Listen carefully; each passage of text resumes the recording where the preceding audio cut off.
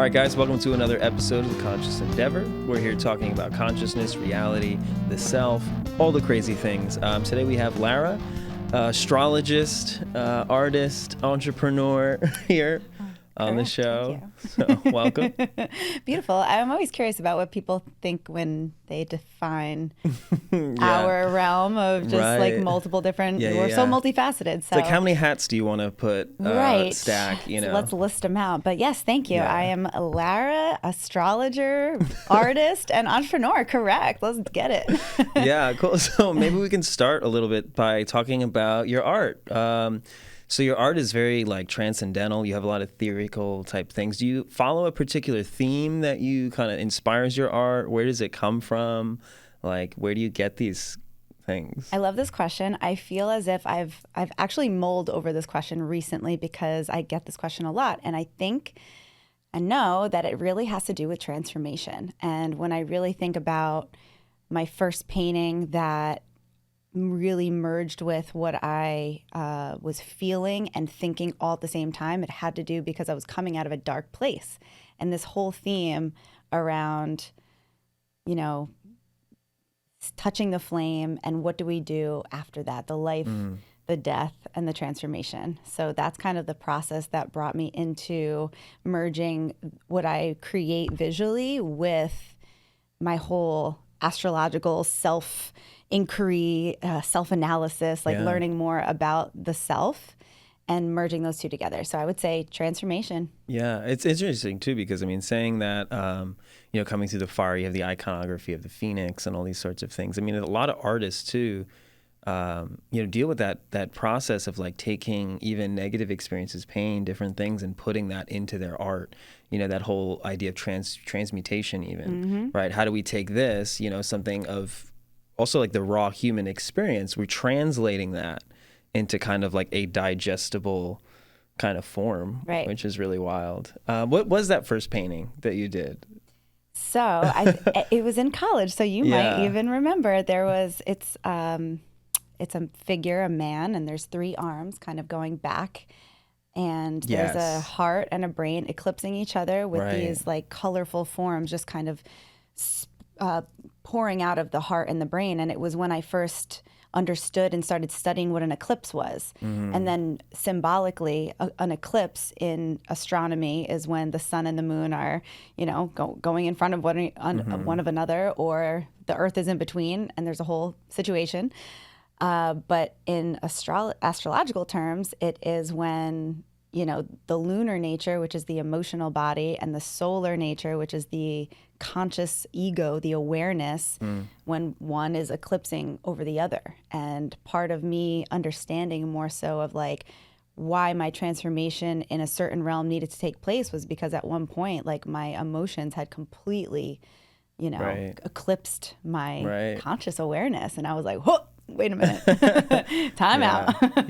So that's where that painting came from. And it was just kind of like, okay, here is the balance of these. I want to balance these. I want to achieve homeostasis in terms of like my emotional body, my conscious ego, and like how to really bring that forward in life with balance and ease and grace, even though we're just constantly swinging the pendulum back and forth. I mean, it's interesting too in terms of like the psychology here, like what is the driver of the individual, and at what point do we take control, right? If the emotion allegedly is kind of this undercurrent, a lot of times I feel like unconscious, like motivations or like just varying different things that the person is wrestling with. I think emotions are situational, and logic for the most part should be set in stone, right? Like logic is like law, right? It's like it's written, this is what I'm supposed to do, this is what these are the ways we operate, but then emotions come in. Again, I like the analogy you used there, the pendulum. That's kind of cool.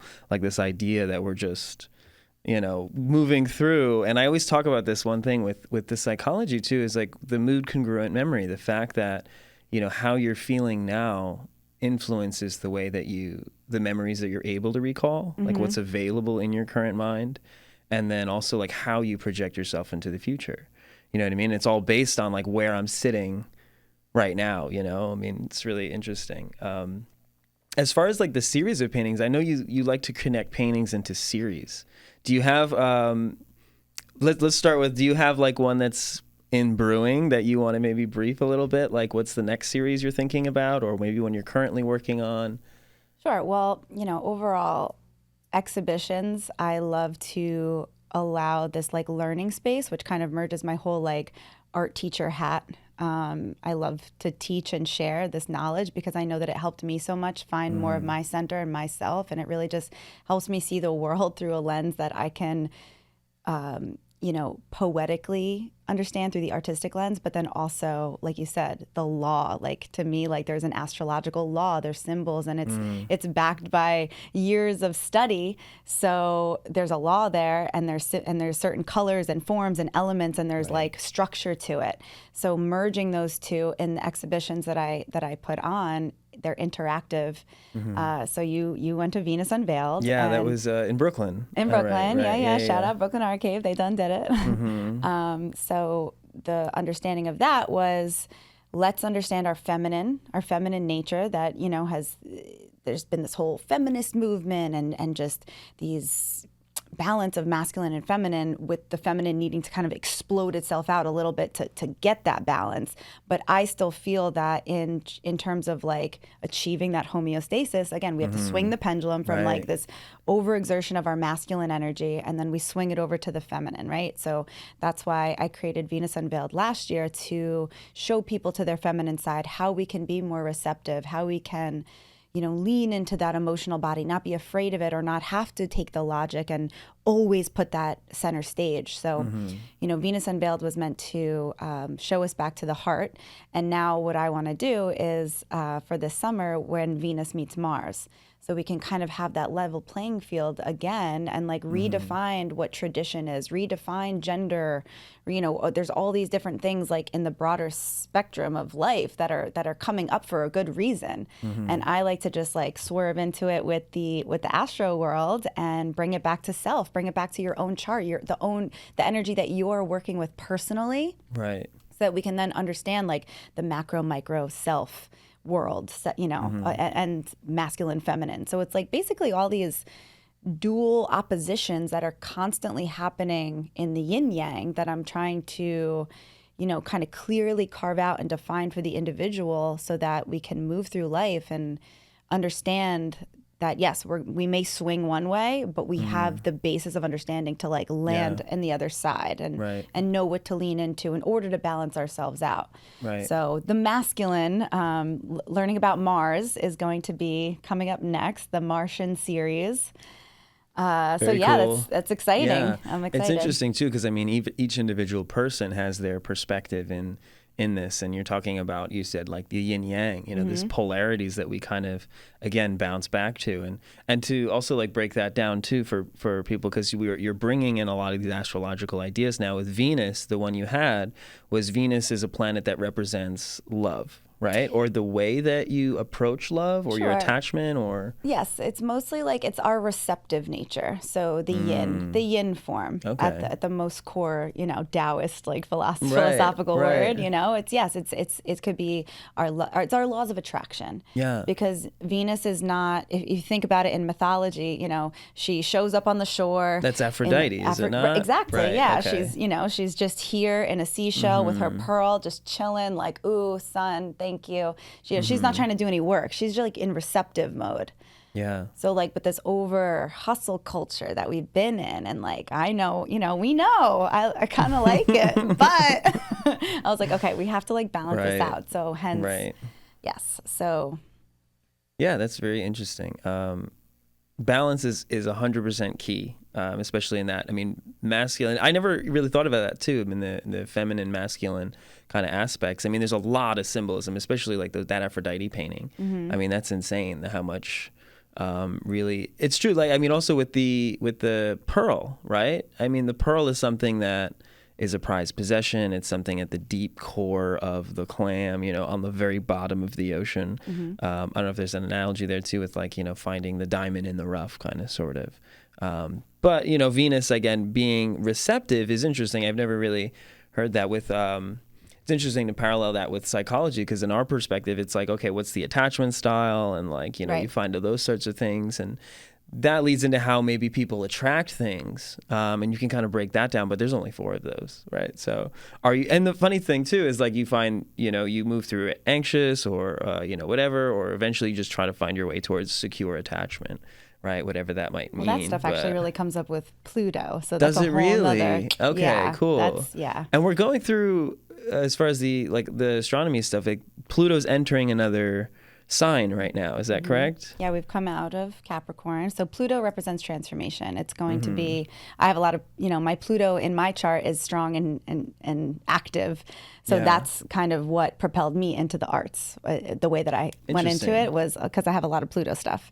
Right. So Pluto is about transformation, empowerment, the death and rebirth process that we're kind of like talking about. It's like the planet that is the guise over all of this. Yeah. I think it represents the underworld too. Totally. Hades. Yes. Yeah. Right. Okay, cool. That's why I love this, because it's like there's a storyline for every, there's a link towards everything. It's really wild how every culture too has had a way of interpreting it. I mean, it was initially, we have the Vedic astrology, which is a lot of what you base off of, or just as kind of Eastern astrology. And then you have, I believe it was the Greeks who kind of picked up on that, then had their own style of naming the Greek gods, and they represented different planets. And there's also, what is that thing where Zeus, right? His dad was eating his children or something like that. Do you remember this? Kronos, right? Saturn, time. Right. Yeah. Yeah. Okay. So I'm just going off, but like,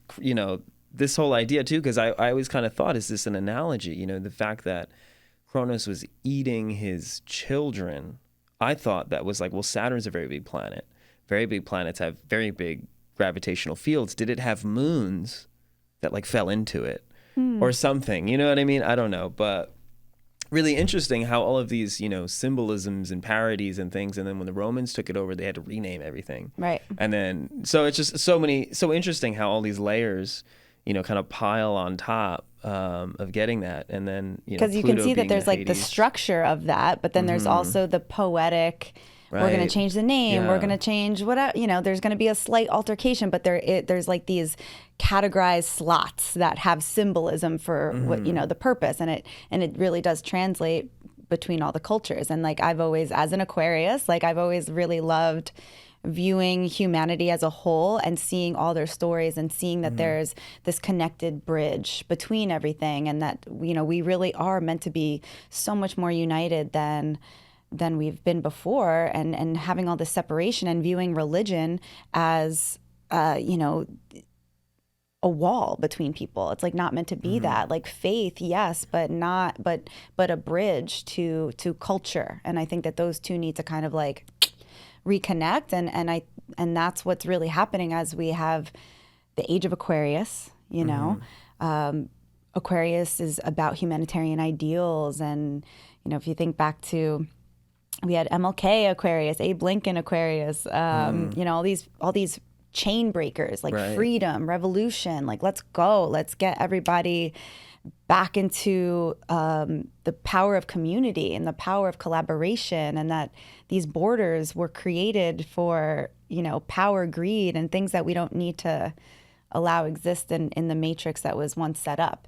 And that really has to do with the Capricornian structure. So the reason that Pluto, the planet of transformation, went through Capricorn for the last lots of years, it's one of the farthest planets away, so it takes a long time to do you know how go long around the that sun. is, this cycle? Or 28 years, 22, right, something. Right. 20s. It's in the 20s. Yeah. Okay. It's interesting too, because then we're talking about, now up until really the year 2000, maybe into the 90s a little bit, which was really the dawn of the entire digital age that we're in. Prior to that, 90s to the 70s-ish, maybe into the 60s, was another huge revolution in the consciousness of individuals. You know what I mean? So really, really interesting. It's very curious to see where this would take us. Pluto's kind of, again, being this, with the underworld, at the undercurrent of, especially being, I'm assuming, since it's farthest from the sun, having the longest cycles, allegedly. Yeah, and typically does it. And then the only thing that really influences the time and the length is when a planet goes retrograde, which planets don't actually move backwards in time, but they kind of slow down, and they won't be as rapidly going around, and so when, just like right now, we're having a Mercury retrograde, so it's the planet that is not moving forward in the terms of astrological degrees, but it kind of like stands still, and the degree, the and it can constellations precess one sign. Does it go back a sign, or does it stay in that same sign for a while? Yeah, no, it can go back. It can go back. It can go back. That's it depends, because wild. like basically every astrological sign is 30 degrees, so like 30 steps. So if that planet took 5 steps, and then all of a sudden there's a retrograde happening, if it goes back, it'll go back those steps and step back into the previous sign. Right. Sometimes if it was at 29 degrees, then it might not reach to go all the way back. In the 3-week time span, and it just depends on the planet. Right, so right. They all got their own little individual. And it's also interesting because story. it depends on where Earth is, right? So it's like, I think it's when we pass the planet, or the planet, like in terms of Mercury, it passes us, and then it seems as though it's going the opposite direction. Also, like these curvilinear sorts of things, but it's really wild how people figured this out, and where and how they figured it out. But it's also, again, prior to this digital age, you didn't have television, we've only had electricity for a couple hundred years, right? Like not even a couple hundred years. So the main form of entertainment was like, well, what's Orion doing, right? And why is that guy going, it was going this way, now it's going this way, and all these sorts of things. But wild themes. And Mercury is always, it's so funny when people are always talking about Mercury retrograde, because it happens so often. I mean, it's obviously the closest to the sun, but Mercury represents, as far as I'm, you can correct me here, but like it represents thought patterns and thought structures, or the mind to some extent. Totally, yeah. Our interpretation of mind, throat, how we're saying words, how I'm interpreting the words, how I'm processing what you're saying. But it has everything to do with again, symbolically. So I always think of Mercury as like a kid on a skateboard who's like delivering newspapers. Okay. He's like in motion, right? Because it also has to do with like our transportation, our travel, how we're getting to and fro.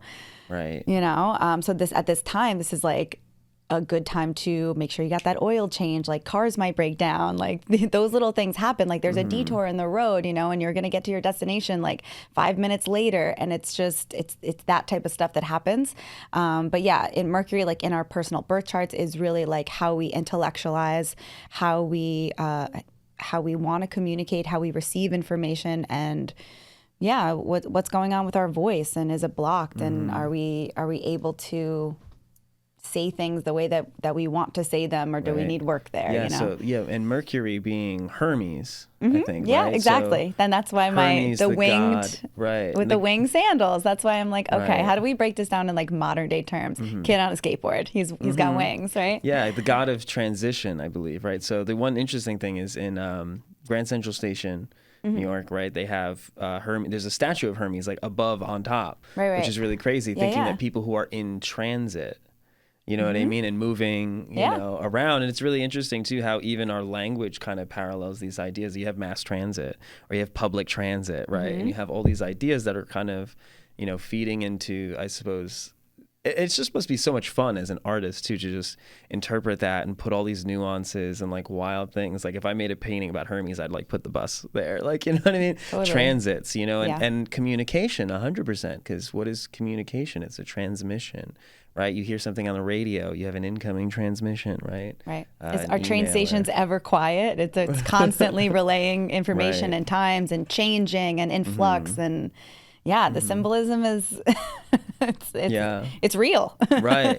It's really wild. I mean, it affects us on so many different levels. I mean, I think from even the psychological perspective, how the language that we use really sets the pace. I mean, creates our mindset, you know what I mean? What sort of language I want to ascribe to, and how I want to describe something, or the language I attribute to an individual or to myself, or to specific things. I mean, I think one of the biggest things in terms of behavior is like we always try to predict what's going to happen. Like being humans, we're like these pattern making machines, and we're always like, well, this is what's going to happen, blah, blah, blah. And this is also why I think people get really, tied down when they have monotonous things, because it's like, well, I've done it so many times. It's like there's nothing new. There's nothing new in the pattern. There's no way of breaking out of that. I think the brain and humans in general like kind of thrive on novelty.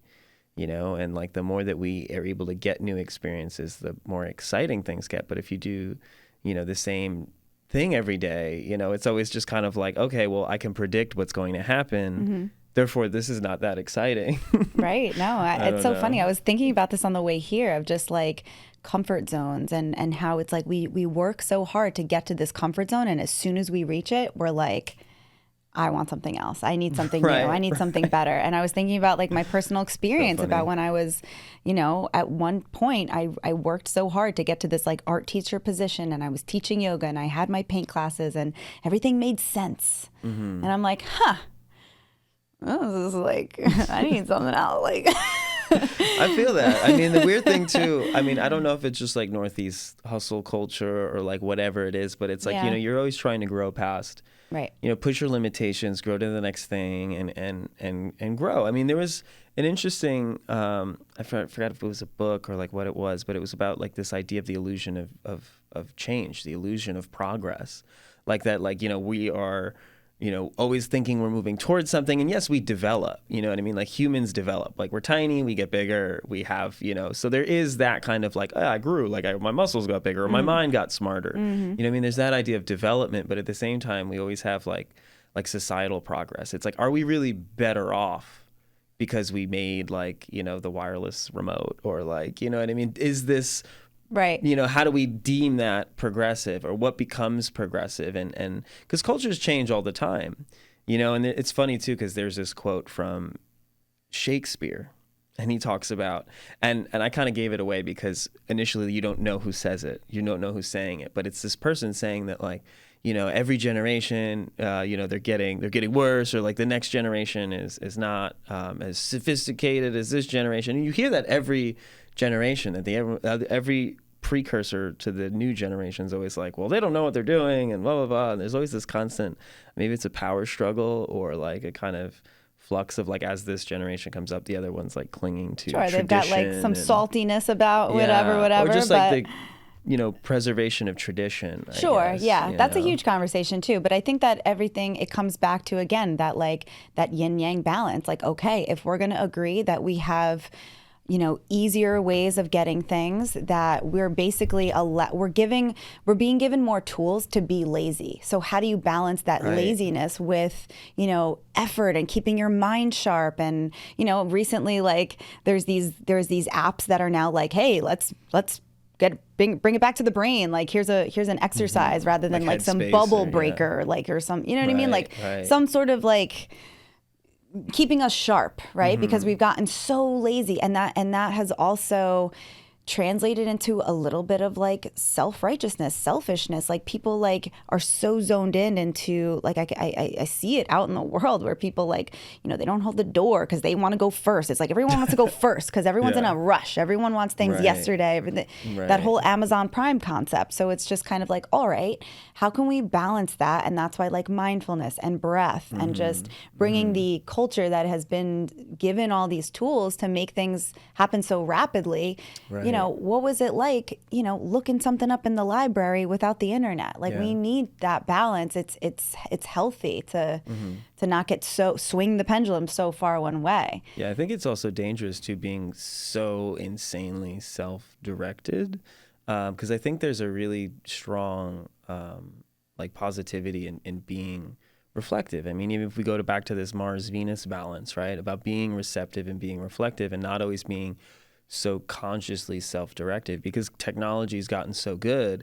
Like, you know, you can go online, or you can pick up your phone and you can like, this is what I want to look at this, and now I want to look at this, now I want to research into this, and I want to look into that, and I want to look into this, and you know, the mind a lot of times when it's at idle does a really good job of like bringing pieces together. Like for example, like in sleep in general, when you're sleeping, that's when your brain like consolidates memories and like retraces all these things. And what are you doing in your sleep? Your conscious mind is off. You know what I mean? So when we're so self-directive and so conscious and so like, this is what I want this and I want that. And again, as you said, like seeking comfort all the time, you know, and then we actually do get that comfort, and then we're dissatisfied with that comfort. And we're like, now I want something else.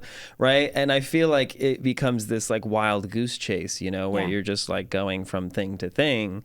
And, you know, we need to take that time and sit back and like, you know, I mean, hit that. But I know in terms of art, you know, a lot of people with art, like you see a finished product, right? But 90% of art is like the process of creation. Yeah. Right. Not the creation itself, but like this process of like making that. And I mean, I don't know if you want to comment on that a little bit. Like, what is that process? Like, how do you maybe even facilitate the process of creation for yourself? It's very interesting because there are some things that really do just like kind of fly out. And I don't even know, I'll just have like a thought, a feeling, an idea, and it just goes. And my process has definitely it's expanded itself. It's changed. I know. I mean, I started my drawing when I was like, I don't know, 7, Right. and Yeah. I was always I was like, ooh, I can make gifts for people. I can draw their face. I can draw their I can draw their favorite thing. And I just wanted to, set from the gate. Of course. Well, that was like that. I started off like gifting. I was like, oh, I would like, Right. I remember I like drawing my mom and my stepdad. They had like a little, when they went on their honeymoon, I like drew their face. That was my first like realistic portrait. I was in like Wow. 2nd grade, Wow. and it made me feel good to like just give of my heart, of myself. And then like it progresses. I'm like, okay, like cool. I know how to like look at a picture and do something and give it to someone that makes us both feel good. Like that was the original intention at like a little child. Of course. And then I'm in high school and it's like, okay, cool. Like I'm bored in this class. What can I do? I started doodling on my sneakers, doodling the kids around me. And then everyone like looks like, what is Lara doing? And I'm like, just making stuff because I don't really like algebra. Yeah. Well, they say too, it's like, you want to find yourself in a place where what you're doing, like you do it without money. With or without money, you'd still be doing what you're doing. Oh, 100%. Yeah, that's for sure. But yeah, that was like one of my first hustles was in high school. People would see me like drawn on Air Forces and Uggs, and like tattoos were big in my high school. So I was just drawing that. I would, I'd be like, okay, cool. Like, give me a cookie at lunch, like I was always like a barter girl, I was like, all right, cool. Like, let's do it. Let's do that. Frito Lays, I'll make you whatever you want. Yeah, exactly. Like, hey, you got that hookup, something like that. That was the OG high school Lara. And then I really didn't, I kind of, through the transformational process, I actually kind of had abandoned art for my senior year of high school. It was just a whole, life just wanted me to learn a whole nother thing so that I could come back to myself in a brand new way. So that was like 2010, 2011, just like wild, like wonderful transformation. Whew, almost took me out.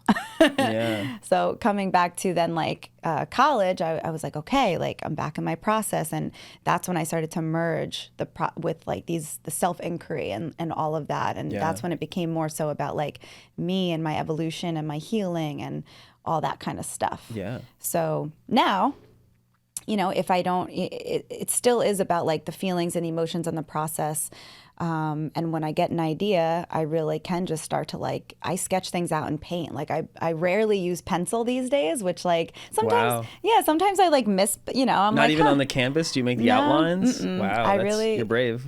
I know it's funny. Like people do say that, but I feel like my sketch is just very like I love color. So that kind of influences maybe some of the juices. Totally. Like I feel like my process has a lot to do with like color symbolism, and especially like teaching kids for so long about the color wheel. Like I see color through elements, through feelings, through chakras, like that it speaks to me. Like the colors like say things to me, and they produce the moods, kind of like there's that Disney movie, that Disney film, where every one of the characters is a different color and representing a different emotion. No way. Can't think of the name. Is it when they're in their head, inside the head, and they're like, I can't, what is it called? I don't know. I need my baby Grace. I need her to tell me the Pixar movies. It'll come up. But yes, there's that movie, and it speaks to me. So when I create something, that is a lot of like, what mood am I in? What am I telling? What story am I telling? Why am I using this color? What chakra am I working on? What chakra do I want to feel really strong in? So it's like, that's the story, that's the process that's happening behind the scenes. And a lot of times I don't even really know that that's happening. It's just, right. Well, it's also, you ingrain it after time. You get really good at your craft. You know what I mean? Like it's just, you become reflective to the craft. you use your medium, and then the medium reflects back to you. Like, for example, when I'm playing music, it's like I'll play a chord, and that'll make me like, that'll kind of like influence a particular melody, like coming out of that. So there's always kind of like this push and pull of like, you know, how you respond. In my case, like how you respond to the instrument. It's like how you respond to color, which is like very, very cool. You mentioned too, like how you kind of came away from art too for a minute and then came back. And I feel like that really also gives like a lot of radical insight into your craft and playing. Like for me, for example, if I don't play for a while and then I come back to it, it's like, it feels new, you know, and that, you know, sometimes you just got to go out and like hit life hard, you know what I mean? And then come back to the craft and be like, wow, like this is amazing, right? Yeah. There's such a cathartic, you know, aspect, I think, to music, to art, to creativity. And it's really one of those things that obviously keeps pushing you to evolve. And I think anybody should really, whatever it might be, you know, whatever, some people haven't found it yet, but like, you know, the more you dive into, I suppose, your preference, you're going to find something. You know, you might be a woodworker. I mean, or you might want to be, you know, even interior design is like a whole wave, you know, what sorts of colors are in the room and how that might influence, you know, the mind and things like that becomes really, really interesting. It's basically anything where we're taking a break from these small little screens, you know. And I don't want to, you know, bash the screens, although like anyone who knows me knows that it took me a while to like get onto the tech world. Everything in moderation. Everything in moderation. You know what I mean? Yes, but I feel like you know, that saying, like getting back to the drawing board, like really just like raw creation, like raw idea making, you know, that type of stuff, and then inviting those other tools and modalities. But like that's the balance of what we were saying before in terms of everything else that's kind of already created for us, and we're just like receiving the pleasure or the current, you know, dopamine or the whatever from that. But like there is a power center within us that has a whole lot of things to say, feel, and express. And I just feel as if we have to kind of like tap in and be in that reflective mode to listen to it, to remember, to know that it's really there. And you know, I've taught so many different art classes in so many different facets, kids, adults, you know, in a spiritual lens, in a puff and paint, in a sip and paint, people doing all sorts of stuff. And I'm just trying to ignite this creative process. Yeah. And it's always come back to this theme of people saying like, well, I'm not an artist. And I'm like, but you are. But watch. But hold on. Let's put your other life, you know, let's put a pin in that, and let's open the doors. Like, let's be in this space and like look what can happen in 2 hours. And then boom, there's just this whole, like, I see the evolution of it happens so much, you know, and that's one of my favorite things too, that I, you know, always bounce back and forth into like sharing it with people. It's like a lens too, because you know, you end up, you're sharing the craft with people. And the thing is too, is like, in my frame being like music, it's like everybody has their own element. Everybody has their own vision. Everybody has their own rhythm. You know what I mean? But the thing is like you have to learn the tool in order to express that. So when people say, oh, I can't paint or I can't play music, I got no rhythm, I got none of this, it's really just comes down to the fact, well, it's okay. Well, you need to learn a medium in which to express yourself.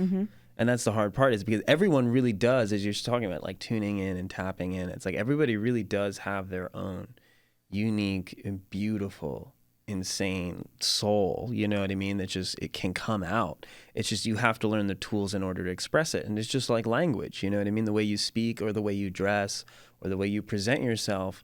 Those are all things that, you know, well, you know how to dress yourself, right? You know how to speak, and you speak a particular way. You articulate your ideas a particular way. It's a means of getting what's in here out, right? So it's like, again, just kind of like learning the tools. It's funny too, because like I endeavored into teaching music for a while also, and it's just like so interesting when people were like, well, I suck at this. Like, and I'm like, of course you do. Like, this is your third time doing it. Like, you're not going to be good. Like, why would you be good? Like, you have never done it before. It doesn't make sense. You know, but again, I think maybe that mirrors a little bit of this instant gratification world of like, okay, well, you know, when I play Guitar Hero, I can do it. Like, right, put it on easy mode and, you know, I can play it and I get, but, you know, there's a certain amount of feedback I think people want, you know, when they're getting into it. But again, you know, it comes down to discipline a lot of the time.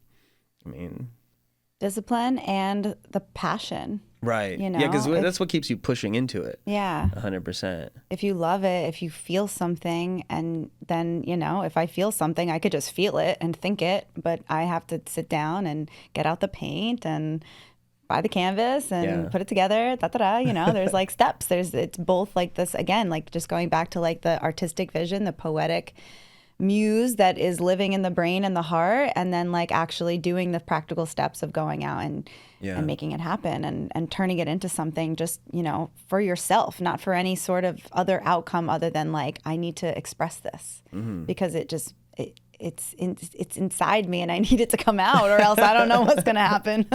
Yeah. There really is a strong urge. I feel like, especially like with good artists, good musicians, there's always like this, like, I need to show this to people. And I don't know what that is or like where that comes from. It becomes very interesting. I mean, again, everyone kind of has their own perspective, but what drives them in terms of the passion? I mean, a lot of times, sadly, I mean, I see in music sometimes too, it's like it's ego and people just want to be looked at and they want to be like this. But also there's the kind of framing that I like to take is that, like, you know, you're being vulnerable with people. And the more, in terms of performance too, the more vulnerable you can be, the more people see you.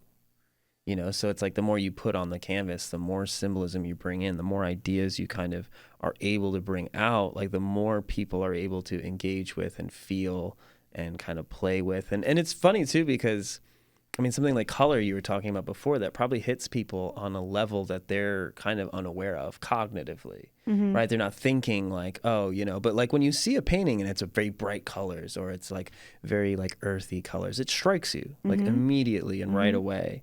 And it's very, very interesting. It's super cool. Yeah, it gives you something. It gives you it's in a little environment that you're looking at, and like you're kind of putting yourself in there. And you know, really the reason that I ever started just going to shows and setting up, and you know, sometimes I think I'm like, okay, like I did all the steps. I took all the steps to get here and put all this stuff up, and why did I do that? And then somebody will come over and be like, oh my God, I feel this so much, like, and then it's the emotional connection with people that I've never met before. That's why I do it. Yeah. Because it's like, then all of a sudden it's like I know this person because we're sharing this like deeper level of, and then all of a sudden they're vulnerable with me, and I feel like that's the purpose. Like if we can take off that mask, that layer that, you know, everyone's just like walking around, like, how's the weather today? Yeah, boop, boop, boop, surface level shit. Like I'm good on that. You know what I mean? Like we can talk about the weather all day. It's literally on the app.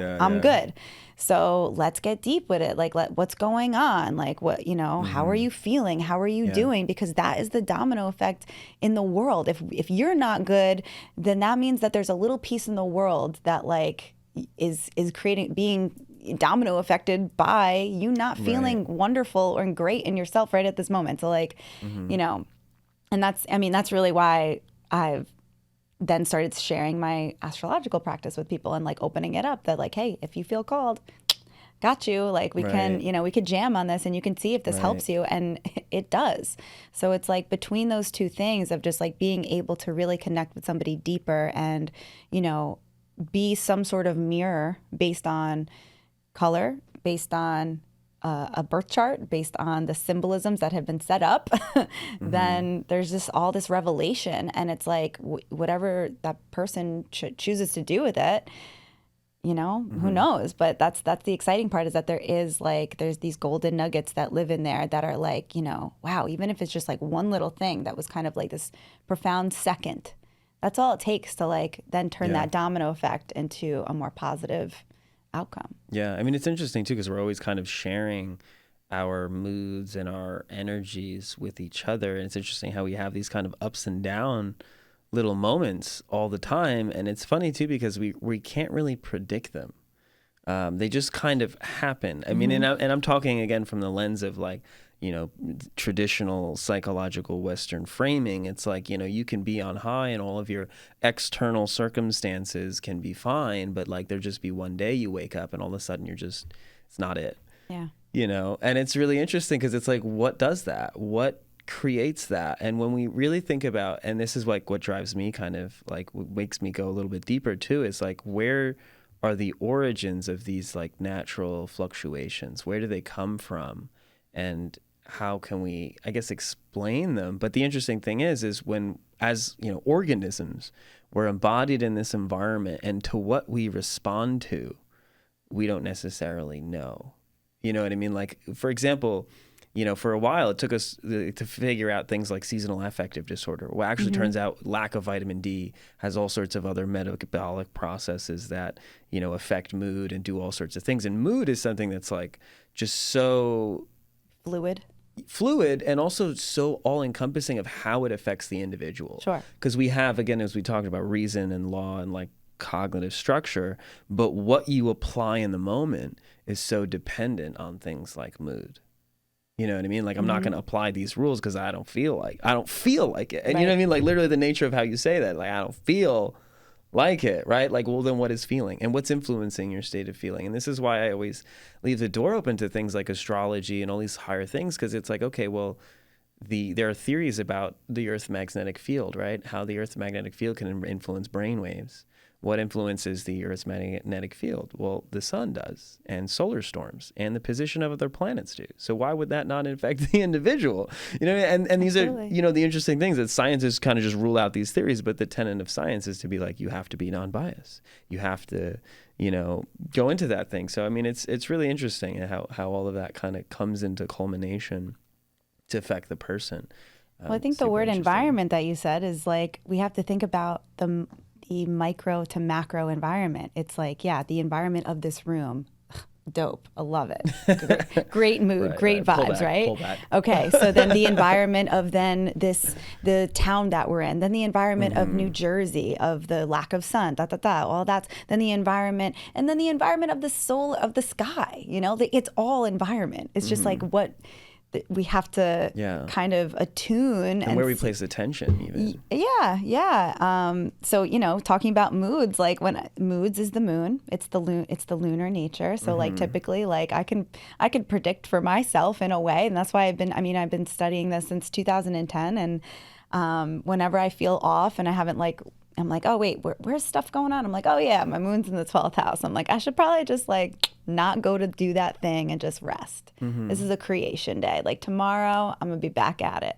So it really has helped me, you know, just kind of in those small ways to just check in and just be like, okay, cool. Should I push past this? Should I go, you know, go outside, make myself go for a walk to change my mood? We always have the availability to alter our moods through discipline. Right. But it's like, are we going to? You know, it's like, that's the question. Are we going to do that? Should we be doing that? What's your process in doing that? And that's like when people kind of do check-ins with me and birth chart stuff, there's always that thing where like, oh, that makes sense. You know, like, I could do this to like shift that mood and then produce a different outcome rather than just like staying in the stuckness, because it exists for a reason. Again, reflection, but then rise above it, homeostasis, balance, find your yin, find your yang. Hence, you know. Yeah, there's so much in that Venus too. meets Like Mars. the conscious directive, even having the education or the tool set to know how to shift your mood. You know, like a lot of people stay in that reactive kind of state of mind where they're just bouncing off everything. And it leads to us being less consciously directive because we're just like, well, I act this way because this person did that. And because this happened to me, and et cetera, you know, again, coming down to the mental framing of like, are you in a victim mentality or like, which would affect what we call psychology, like your agency, like how much are you thinking your self-efficacy? What do you think you're capable of? Can you do that? Can you get into this? And that leads, you know, again, the fact that some people experience patterns in their moods, I think that kind of leads them to make maybe some conclusions cognitively, but sometimes those things can be felt on false pretenses as well. You mentioned the houses, though. I kind of want to touch on this a little bit because I have no idea what the houses are about or what are the houses and how they make sense. I have no clue, so please. Sure. So astrology is basically broken down. You know, there are the planets that represent whether it's communication, masculine, feminine, transformation, lessons, those planets, right? And then they enter into the 12 signs. I'm just speaking about like a birth chart. And there's 12 signs, Aries through Pisces. And then there's 12 houses. And each one of those houses attributes itself to a zodiac sign. So like the first house represents Aries because it's the spring, it's the out of the gate. We just left Aries season. Everything is starting to come back to life. And then we shift into the second house, which is represented by Taurus. So every one of there's a lot of overlap in symbolism when it comes to talking about like the houses and the zodiac sign that are represented by the houses. It's basically the life steps. The birth and the identity. The second house is the values and the security that we crave. Once we know ourselves, we want to get stuff. We want to have a secure environment. And then once we have a secure environment, then we want to go out into the world and communicate. Third house, Gemini. Fourth house, once we went out into the world and communicated, we got to come back home to our moms, to our family. Fourth house, Cancer. So it goes all the way to kind of describe the life cycle. And there are a lot of different, kind of ways to understand the houses. But the way that I, interpret charts is by looking at like, where are your planets? What house are they in? How are they affecting other planets and other houses? And then it just tells that story, and it gives you the puzzle piece to put together in order to do, predictions, or this is a great time for you to travel. This is a great time for you to stay home. This is a great time for you to focus on money. This is a relationship time. It's just... And it's interesting too, because again, like as a traditional, I don't dig super, super deep into astrology. So he's saying, like, for example, that your moon was in the first house is the same thing as saying you have a moon in Aries.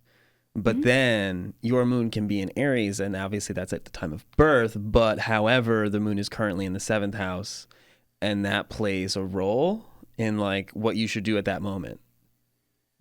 Never should. I never use the word should. Okay, right. Don't be shitting all over me. No. But yes, it'll just, again, it's going to be the experiences, the things that are more likely to come up when the moon is over there in that house. Then you might be like thinking about your partnerships, or like have a conversation with, be more in your feels or something of that nature, because the moon is now opposite yours and it's in the seventh house, that having to do with other people. So your emotions might be need energy from others at that particular. So as I guess everything transgresses, it leads into kind of the themes that we're experiencing at the exact moment. But it's got to be wildly complicated. You know what I mean? Because if you have 12 signs, or at least 9 planets, so 9 planets are maybe acting on those houses, plus you have your own other signs, you know what I mean, that are then influencing how you react maybe to that sort of thing. It just seems like there's a lot of magic. I mean, we're wildly complex creatures, so I mean, but that's why I've taken so much time to want to break it down simply and get as simple as possible with like, it is, because it becomes a formula. And if I understand this formula and I relay it to someone else, does this make sense to you? And it's just like the reframe. Just like when I was like teaching art, like a kid's going through a crisis, let's just reframe it. And then boom, then there's like a little window of opening, and then they're kind of like, oh, all right, I could see it that way now. It's just like opening perspectives of like a reframe, and not seeing it in this one, like hitting your head against this wall with this one thought, just, but look at it this way. And then it's kind of like, okay, cool, I get that. And I get that it's happening for a reason. And then we could just keep it moving and surrender a little bit, and then have some more tools in the bag and move forward gracefully. Yeah, I think that's definitely a huge part of, the artistic process of just living life in general. It's like that, okay, let me breathe, let me let it happen, right? Again, because we're always trying to take control so seriously. I mean, control, like for so many people, it's like, I have to have it this way, and let's go this way. And in order for me to feel this particular emotion, this and this and this has to be done, right? So, I mean, I think a really big issue in the West is we're so externally driven towards like these, moments of accomplishment that we wreak havoc, and we accomplish those things, but then 3 more things come about, and then we left, I guess what they call the rat race. We're just like, oh, well, now I got to get this piece of cheese, and then oh wait, but there's other cheese over here, so it becomes a really wild, it's a wild ride. It's really, really interesting. So in terms of your art too, I just want to like hop back a little bit. Talked a little bit about framing. and how the planets, the astrology influences. I love the one painting too that you have that has all of the signs in it. Yeah. Right. And that's really representative cool of the one. houses through the elements, through the way that I see them as like landscapes, like the earth, the story, it's the birth wheel. It's the story of the seasons and the elements that all contribute to what those houses and signs represent. Yeah, the elemental way of looking at it too is really something that made astrology like a little more intuitive to me. Like someone being a fire sign, right? They're a fiery person, or they're a grounded person, or they're very like watery and go with the flow. And for me too, like water and air, I think that's like kind of part of my struggle. A little bit of like being like, what's the difference here? Because like one's really, I guess, go with the flow, but then I think that both of them are that way. I don't know if Totally, we could jam on that. So water is feminine. Yeah. Air is more masculine, so they can both flow, of course, but the water is more based in like the emotional realm. How am I feeling? Too, even scientifically, yeah, right? Tides. So it's going with the flow of how you're feeling on the inside, and then air is more about mind and like intellect. So it can bounce idea to idea, but it's more so about the conversation, the communication, and the discoveries and all the things that we want to communicate and say, whereas the water is more so rooted in like that intuitive body and the feminine. Right. So Mercury, mind, transition, Venus, feminine, receptive, love-ish. I mean, yeah, we all want to receive love, right? It's the pleasures of the world. Right. Okay. So your relationship with pleasure, maybe. Correct. Mars. Has a lot to do with your style, Okay. Yeah. Mars, masculine. Yeah, Mars is, Aries. God of war. Right. I was just going to say the god of war, which is like how you deal with conflict to some extent. Yeah, I like to say it's like your drive, If the sun, which is also more so that masculine, is your conscious ego. It's like your Mars is going to drive that conscious ego somewhere. Very interesting. What is the way of which your modalities of moving into, potentially conflict? How do you conquer something? It's also your sex drive. Right. So as, when you're in your Venus world, you're receiving the things, but when you're in your Mars world, which we all do, we all, have these primal instincts. It's your animal essence. So I will leak that the Mars series will most likely have a very primal, like animalistic flair to it. Where's it going to be? Still determining that one, Okay, cool. but I was in contact with the Film Factory, Jersey City Loft. There's a couple of places, but I'm just like, shopping around. Very cool. Yeah. Very cool. So Jupiter. What is that one? So Jupiter and very is... briefly. I just want to hit all these planets. Santa Claus vibes. People are taking notes right now. Yeah. Jupiter is Santa Claus. So it's about the generosity, the wisdom, it's the biggest planet, right? So it expands everything that it touches. So Jupiter is how we create expansion in our life, how we want to learn, and it has to do with philosophy. It is related to, also every planet is related to a specific, the zodiac. It's every sign, you know what I mean? So like Aries, Mars, Taurus, Venus, Gemini, Mercury. So they all have like Homes. more reasons, for they add to their personalities through not just the symbolism of the element, but also the planet. Is that what they mean when they say you have your governing planet or whatever? Or no, is that a thing? So your ruling planet would be ruling planet. Yeah, the ruling planet is like based on your ascendant sign. So for example, I'm a Cancer rising, Cancer ascendant. So correct. So our ruling planet is the moon, luminary, really. Right. Yeah, we got to throw the luminaries, the sun and the moon in there. So Saturn, what is that? Saturn is about our responsibilities. It's the Chronos. It rules time, the responsibility of things needing to take more time. So wherever Saturn is in your chart, it's really where you have to evolve into, have to experience your maturation. Interesting. It has a lot to do with the father complex and like the masculine in your life, that, or whoever really was like, in charge of you, and how you dealt with that, and then how you're going to step into that role as you grow. Uranus. That is the revolutionary. It is the ruler of Aquarius. So if you know a lot of Aquarians, you know that energy. So it's very just kind of like zany, brainy, out of the box. Cool. But it's rotates on its side. Right, So that's it's pretty different. out in the box. No Yeah. other planet does that. Right. Pretty weird. It's the one that's the weirdo. Pretty it's weird. it's the alien-esque, like it does what it wants, kind of like Right, rebellious. right. Usually a lot of Aquarians have like different colors in their hair and like Cool. cool things like that, you know. Yeah. Right. And then lastly, Pluto, we talked about a little bit, the underworld, the revolutionary. What? Skip Neptune. Oh my God, Yeah. Neptune. Neptune's tricky. Yeah. Neptune's amazing. So they call Neptune like the higher octave of Venus. Mm-hmm. So it's like love and compassion. It's the ruler of Pisces world. But it's also can be, it's so expansive and it's like love, compassionate, ethereal nature that it also can be very deceptive. So there's like these two worlds of just like, okay, we're escaping into the ultimate pleasure. But that can also be like, you know, that's too many drugs. I mean, I guess deceptive because I forgot about it, you know? Right. Totally That's why it's so right over funny. it. It's Didn't like, even know it was where'd there, go? right? Yeah. It's very, Yeah. so it's like, it actually has a lot to do with like the movie industry and like, you know, all the things that you think are real right in front of you, but it's more so like idealism. It's fantastical. Right. It's the planet of fantasy. Interesting. Yeah. And then lastly, Pluto. Pluto. Right? The guy of revolution, the underworld, yeah. the themes, the currents. Anything else? Death and rebirth. Right. It's the ruler of Scorpio. That's why like a lot of them, that energy is more so like very intense and sometimes a little bit more reserved. It observes and then it strikes. Very cool. Yeah. So if you guys want to get your own chart read, if you guys want to dive a little deeper with Lara, she can be your own personal astrologist. thirdeyetheory.com if you guys want to check that out. There'll be some links in the description.